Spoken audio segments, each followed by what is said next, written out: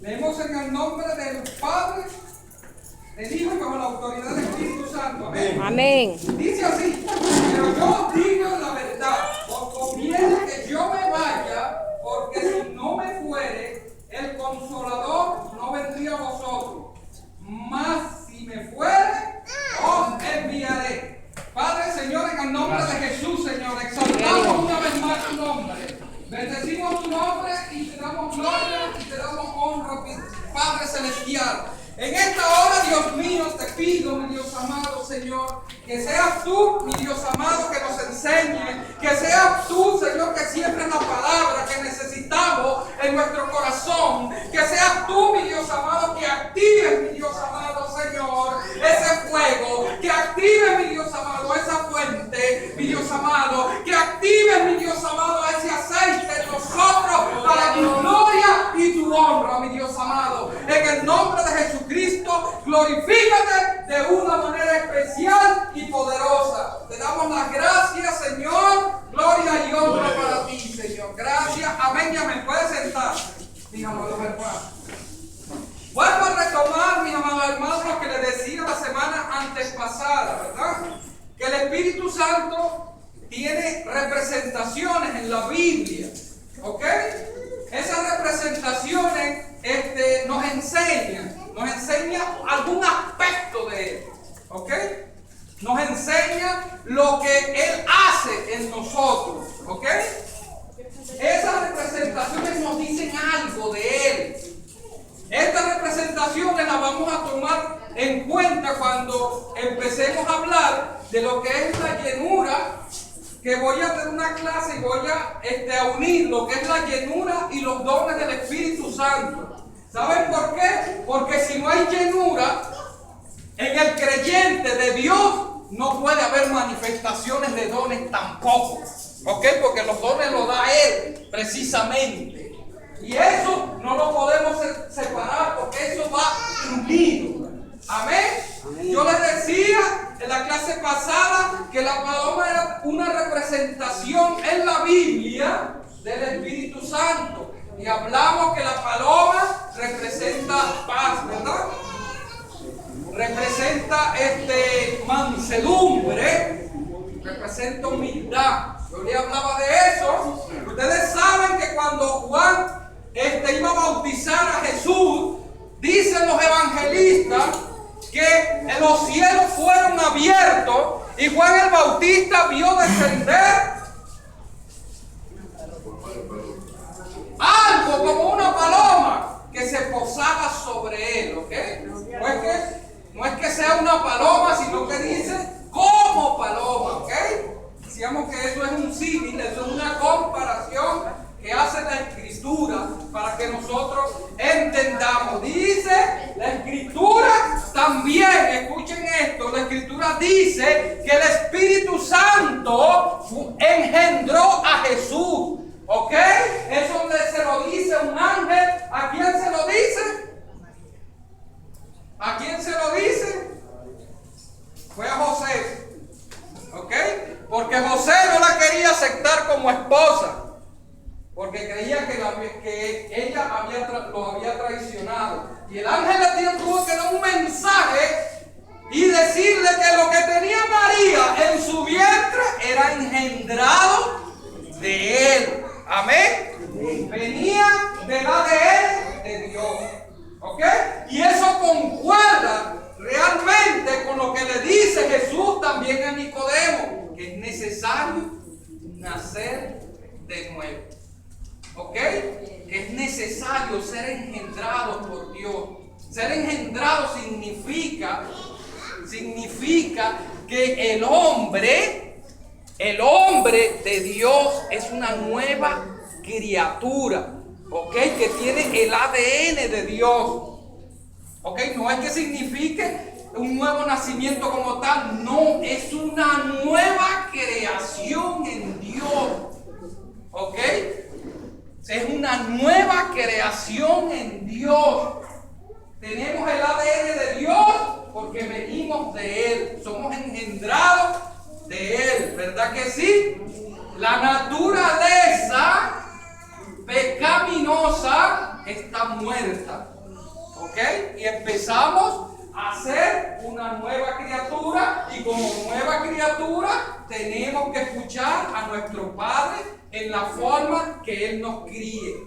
Amén. Tenemos que escuchar sus consejos, porque eso es parte del nacimiento y parte del crecimiento del creyente. Amén.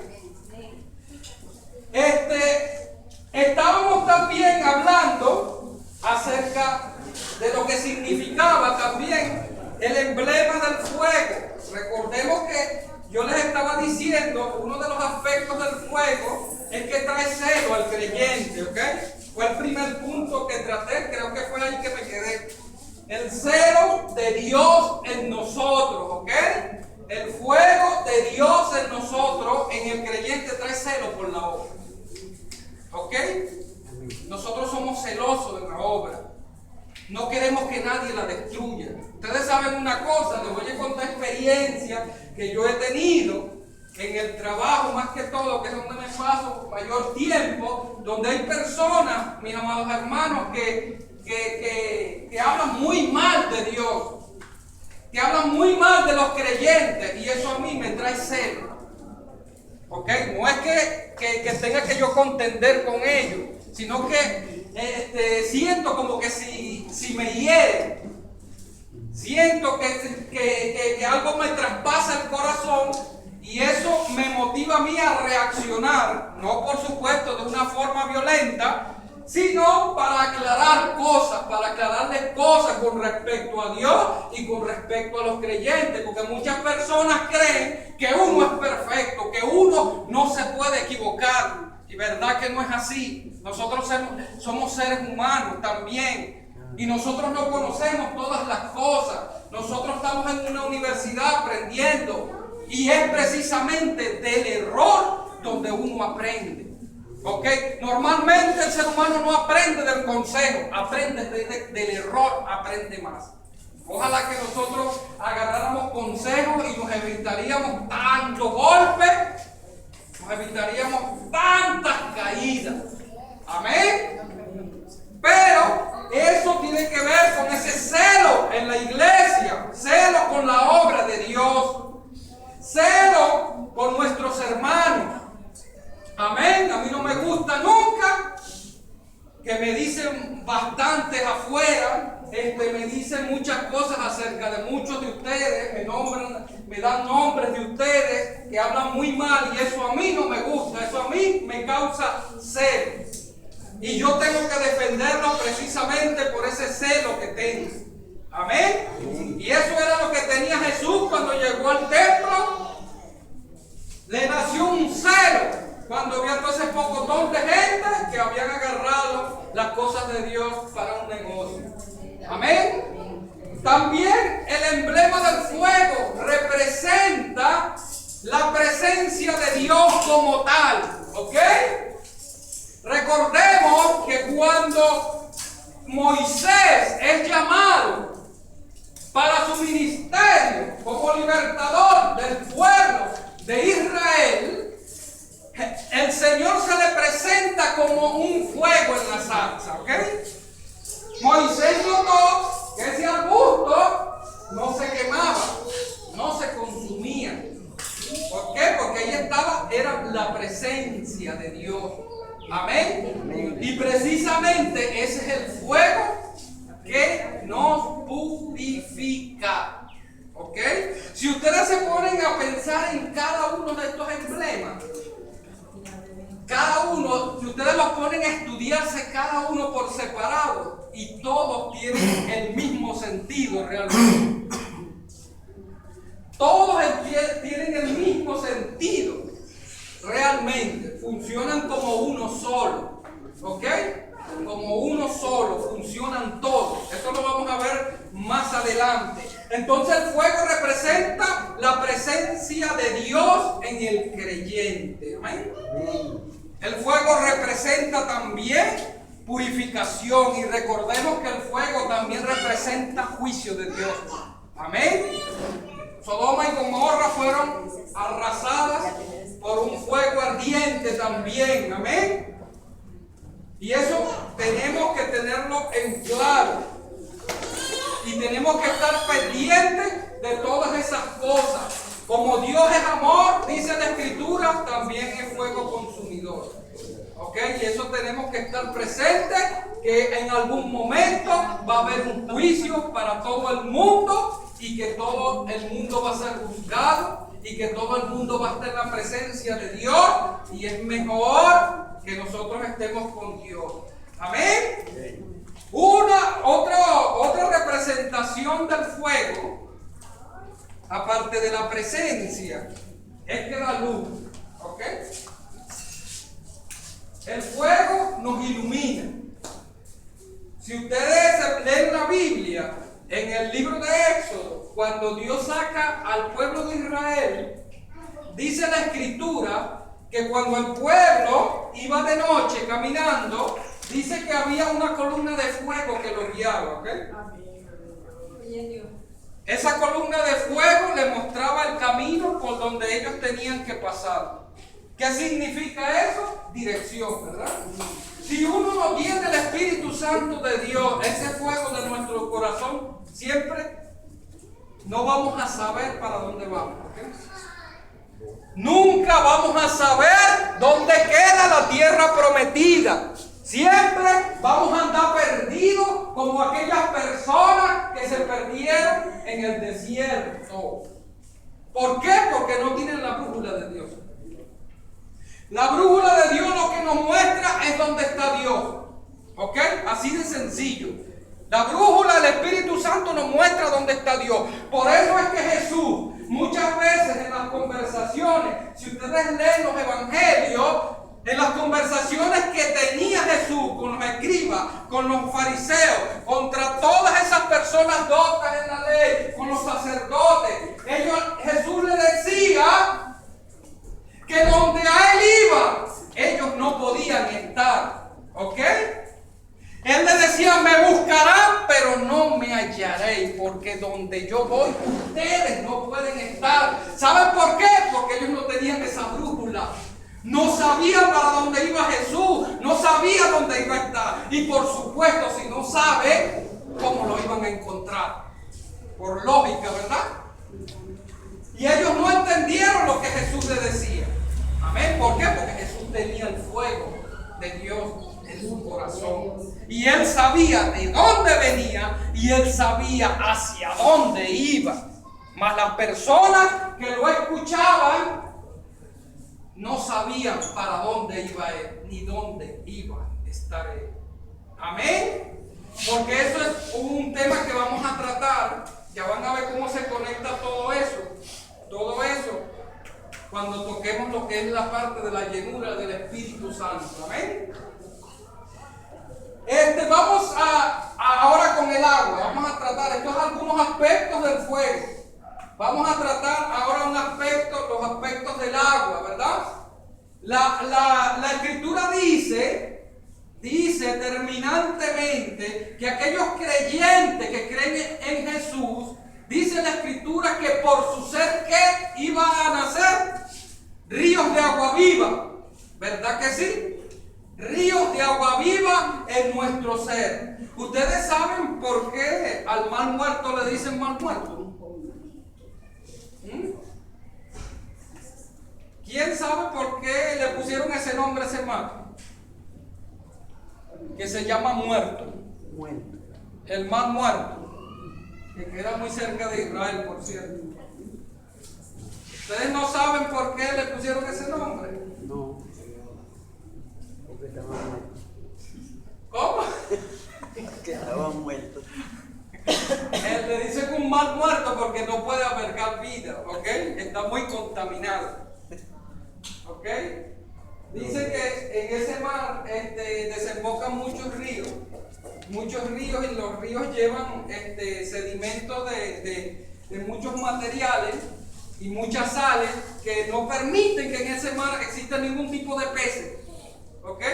No hay nada, no alberga vida absolutamente. Amén. Por eso es que Dios dice ríos de agua viva, viva, viva. Algo que genera, es vida. ¿Ok? No genera generan muerte, no son aguas estancadas, no son aguas contaminadas, sino son aguas de vida, que tienen que albergar vida. Amén.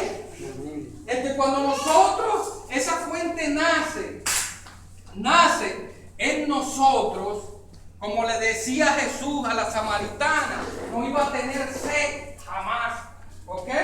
Porque es un agua que constantemente está brotando, constantemente nos está llenando, ¿ok?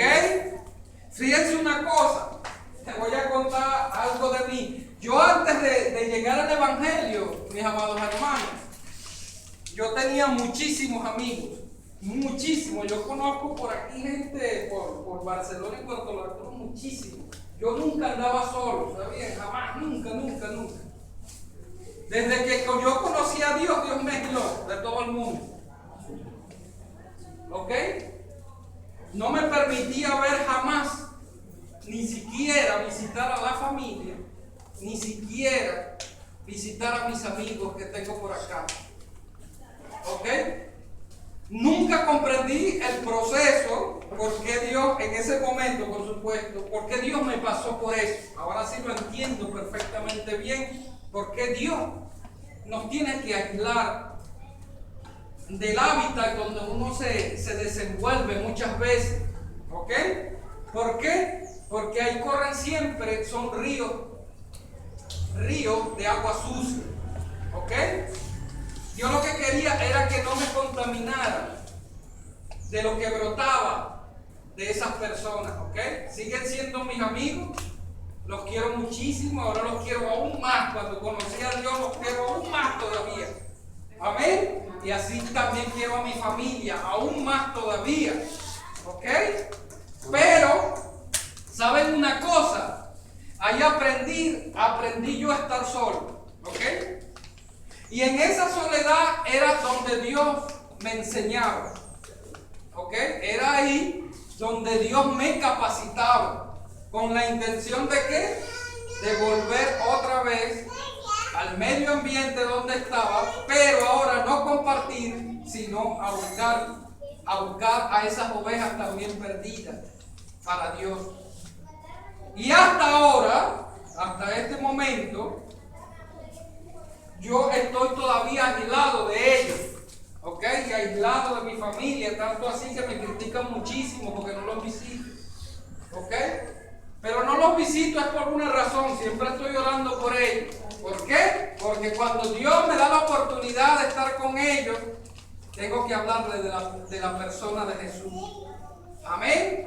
Aquí he conocido la soledad, ¿ok? En el Evangelio, así tal cual como Jesús la sintió. ¿Ustedes creen que Jesús tuvo algún amigo en la tierra? ¿Ah? ¿Ustedes creen que Jesús tuvo amigos aquí en la tierra? ¿Ah? ¿Jesús tuvo amigos aquí en la tierra? ¿Ah?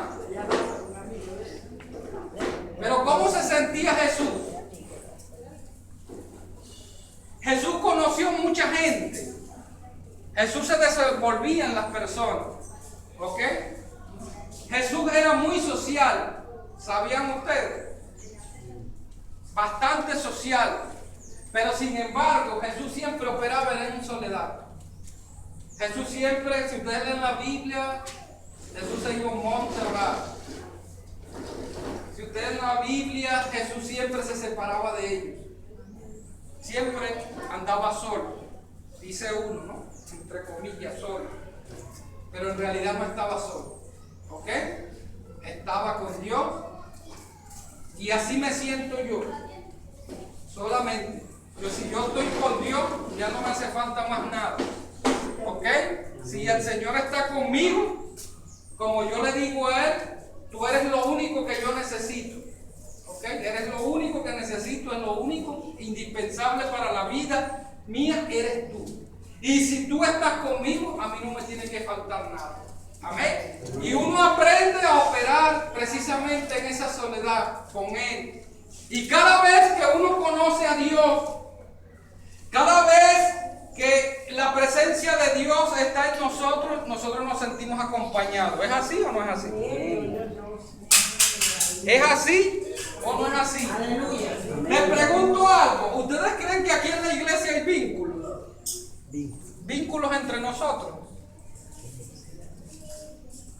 ¿Ah? ¿Ustedes creen? Pero respóndanme sinceramente. ¿Ustedes creen que aquí hay vínculos entre nosotros? Díganme sinceramente, ¿hay vínculos? ¿Ustedes saben lo que es un vínculo? Hay vínculos familiares y vínculos amistosos. Exacto. Es que nosotros también, los dos vínculos funcionan aquí, tanto familiares como amistosos. Pero ustedes creen que aquí hay vínculos. Sí hay vínculos, ¿verdad? Bíblicamente debe existir.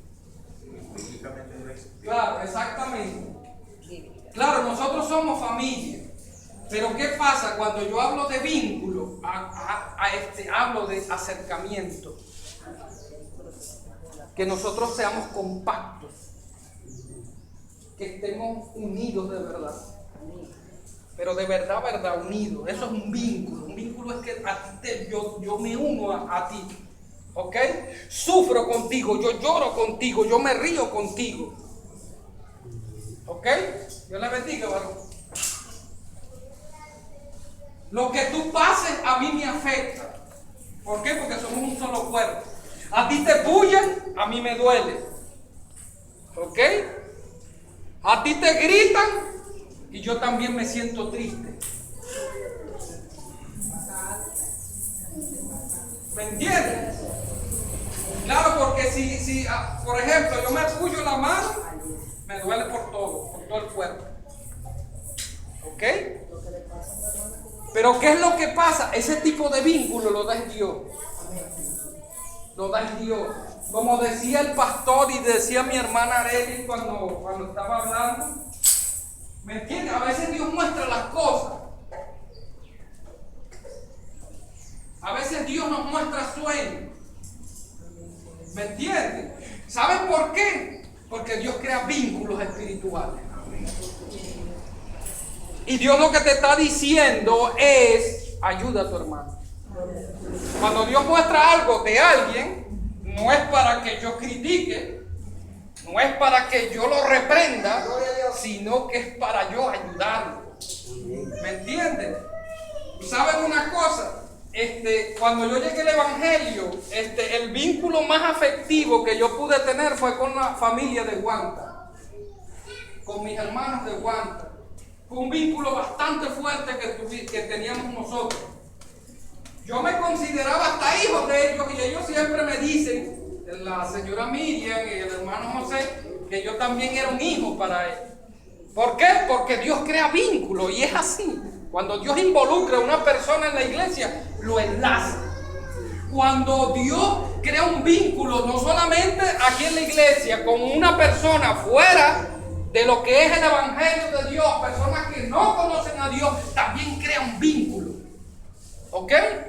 Lo crea. Y Dios se mueve a través de esa conexión, a través de ese vínculo. Se mueve. ¿Qué es lo que le quiero decir? Entre más cercanos estemos nosotros, más cercanos vamos a saber cosas de ustedes. O sea, vamos a saber, Dios nos va a retroalimentar. ¿Ok? ¿Están captando la idea? Dios nos va a retroalimentar. ¿Ok? Y va a hacer que nosotros velemos unos con otros. ¿Me entienden? Porque Dios crea vínculos a través del Espíritu Santo. Amén. Amén. Amén. Dios nos une cada día más. No nos separa, sino nos une cada día más. ¿Me entiende? Y para eso, precisamente, para ayudarnos, para estar pendientes unos a otros.